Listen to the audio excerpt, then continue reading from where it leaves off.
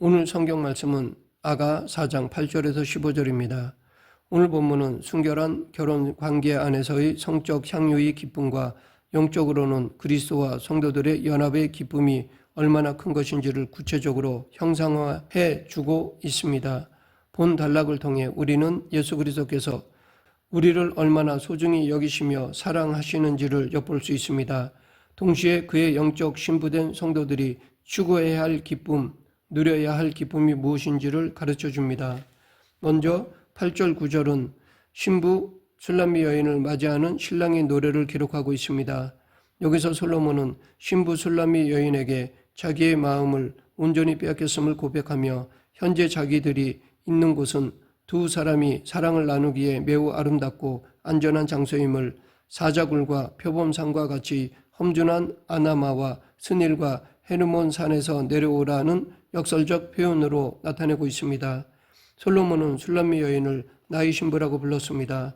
이를 통해 우리는 이들이 이제 정식으로 결혼한 부부 사이가 되었음을 알 수 있습니다. 그런데 이러한 결혼을 통해 신부가 된 술람미 여인에게 솔로몬은 레바논으로부터 떠나 함께 가자라고 말하고 있습니다. 솔로몬은 이러한 권유와 함께 아나마와 스닐과 헤르몬 산을 언급하고 있는데 아마나란 레바논 반대편의 산으로서 이곳에서 발원하여 다메섹으로 흐르는 강을 아마나 강이라고 합니다. 또 스닐이란 아모리 족속들이 헤르몬 산을 부르는 이름입니다. 이 헤르몬 산은 고도가 3,000m가 되는 높은 산으로서 여러 개의 봉우리로 이루어져 있습니다. 따라서 성경에 헤르몬과 스닐산이 연접되어 언급된 것을 보면 이 산들은 헤르몬 산을 주봉으로 하여 연결된 높은 산들을 가리키는 것임을 알 수 있습니다. 또한 이 산들은 레바논의 백향목이라는 말이 암시하듯 향기가 넘쳐나는 곳이기도 하지만 본절의 사자굴과 표범산이라는 표현이 암시하듯 험준한 지형과 산짐승으로 대단히 위험한 곳이기도 합니다. 따라서 이러한 곳을 떠나 함께 가자는 솔로몬의 권유는 아름답기도 하지만 위험하기도 한 곳을 떠나 예루살렘의 왕궁에서 새로운 삶을 함께 시작하자는 권유였습니다. 바로 여기에 결혼을 통해 신부가 된 자의 삶의 본질이 담겨 있습니다.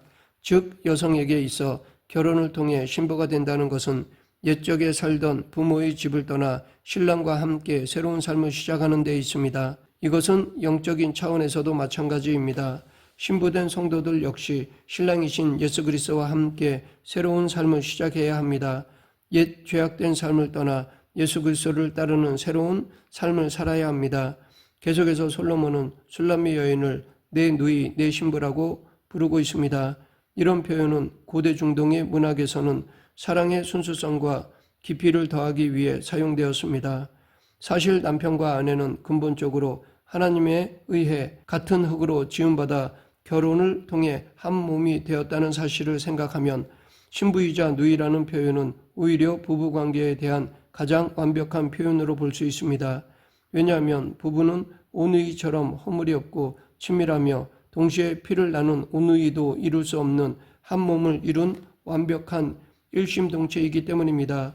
이는 궁극적으로 믿음과 사랑, 소망 안에서 장차 혼인 예식에 참여할 자로 묘사되는 그리스도와 성도들의 관계를 예표합니다.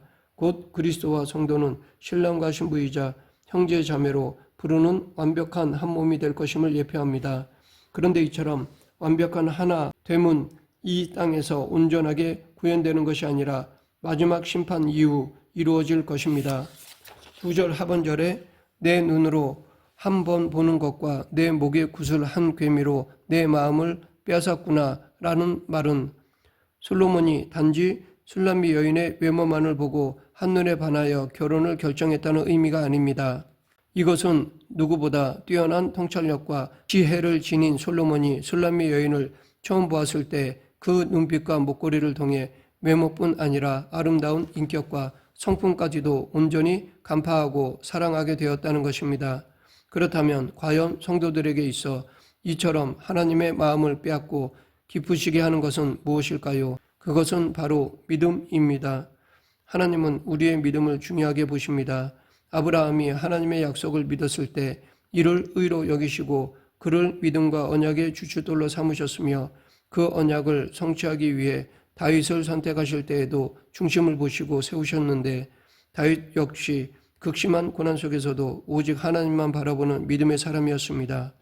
오늘 우리는 이러한 사실을 통해 우리가 진정 하나님을 기쁘시게 하고 그 마음을 얻는 것은 우리의 외모나 지위나 재산, 명성과 같은 외적인 것이 아니라 오직 하나님을 향한 순수한 믿음임을 기억해야 하겠습니다.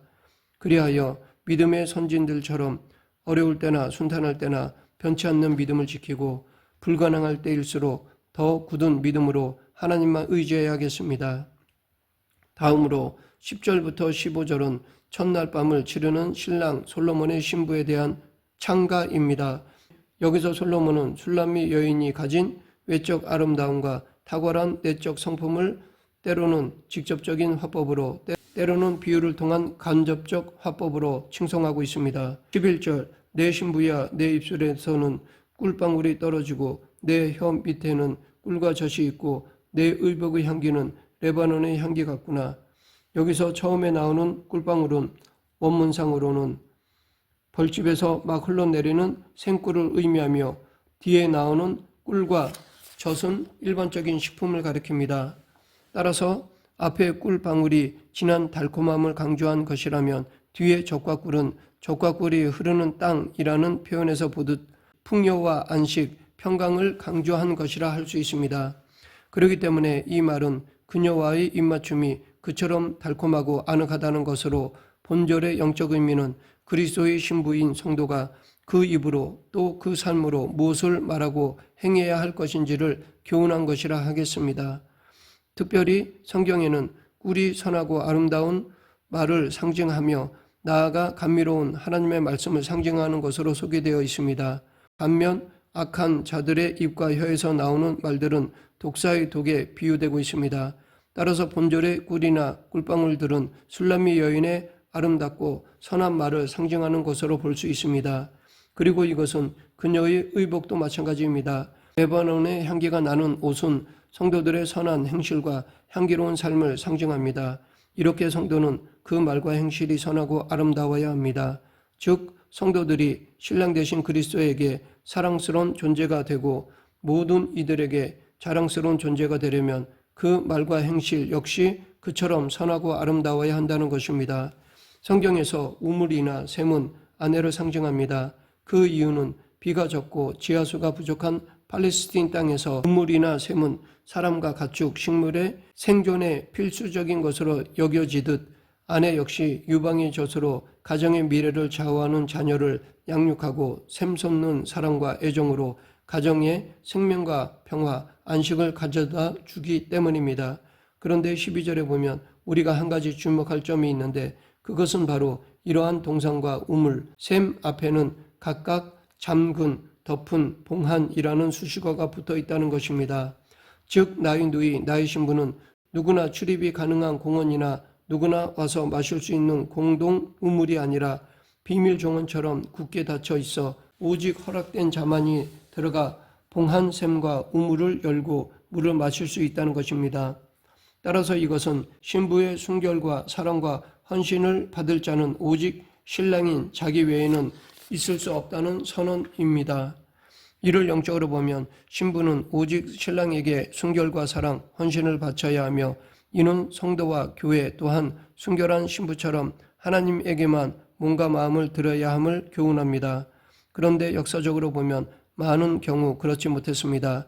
즉 이스라엘 백성들은 하나님의 신부이자 선민으로 택함을 받았음에도 불구하고 세상과 이방신들을 더 많이 쫓았습니다.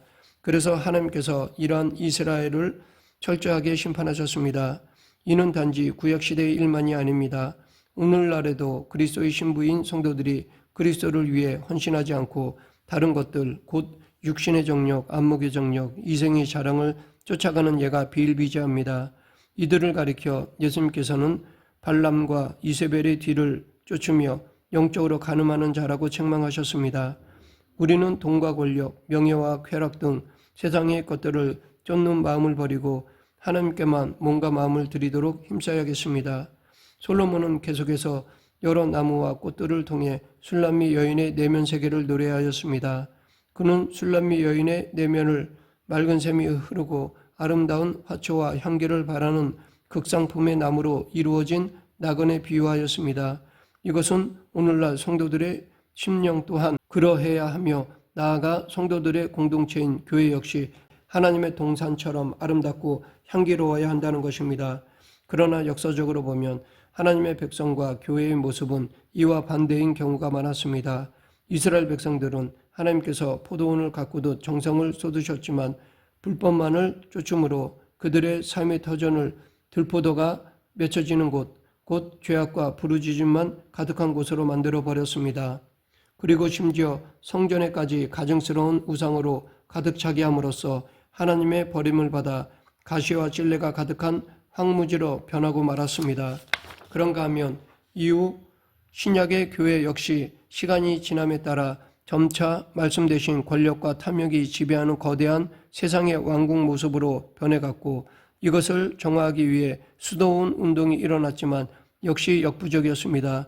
그리하여 종교개혁이 일어나 새로운 변혁이 일어났지만 지금 현재 교회와 성도들의 모습은 세상을 닮아감으로써 제2의 종교개혁이 있어야 한다는 목소리가 높아지고 있습니다. 15절 너는 동산의 샘이요 생수의 우물이요 레바논으로부터 흐르는 시내로구나. 이는 앞 12절에서 술람미 여인을 잠근 동산과 덮은 우물, 봉한 샘이라고 했던 것과 비슷한 이미지를 주고 있습니다. 하지만 원문으로 보면 이들 사이에는 현격한 차이가 있습니다. 여기서는 12절의 잠근 동산과 봉한 샘과 같은 작고도 수동적인 모습으로부터 한층 성장하고 능동적으로 움직이는 새로운 모습을 볼 수 있습니다. 그렇다면 이것의 영적 의미는 무엇일까요? 일찍이 하나님께서는 아담과 하와의 범죄로 말미암아 땅까지 저주를 받아 가시와 엉겅퀴가 나게 되었을 때 이를 회복하시고자 아브라함을 부르셔서 복의 근원이 되게 하셨습니다. 하지만 그 자손들인 이스라엘 백성들은 하나님을 떠나 이방과 우상을 쫓음으로써 그 사명을 감당하는 데 실패하고 말았습니다. 그리하여 하나님께서는 당신의 아들 메시아를 통해 새로운 구원의 길을 여시고자 선지자들에게 생명수가 넘쳐 흐르는 성전을 환상으로 보여주시고 예수 그리스도를 통해 그 사역을 성취하셨습니다. 예수 그리스도의 승천 이후에는 사도들과 교회가 그 사명을 이어받게 되었습니다. 따라서 본절의 동산의 샘, 생수의 우물, 레바논에서 흐르는 시내는 바로 이 시대 교회와 성도들이 감당해야 할 사명이 무엇인가를 말해주는 것이라 할 수 있습니다. 말씀을 맺겠습니다. 솔로몬은 술람미 여인을 적과 꿀과 향기가 넘치는 여인, 샘물이 흐르고 화초와 과실수로 가득 찬 동산으로 묘사하였습니다. 이렇게 아름답게 가꾼 자신의 동산을 솔로몬의 동산이라고 고백하는 술람미 여인의 모습은 우리에게 이상적인 그리스도의 신부의 모습이 어떠한지를 교훈해 줍니다. 오늘 우리는 그리스도께서 신부로 택정해 주신 것에만 만족하지 말고 이러한 아름다운 모습으로 성숙해 가도록 힘써야 하겠습니다. 날마다 말씀과 기도로 내면을 가꾸고 단정하고 거룩한 행실로 스스로를 단장할 줄 아는 현숙한 신부가 되어야 하겠습니다. 거룩한 삶으로 예수님을 기쁘게 해드리는 저와 여러분이 되길 간절히 축원합니다. 기도하겠습니다.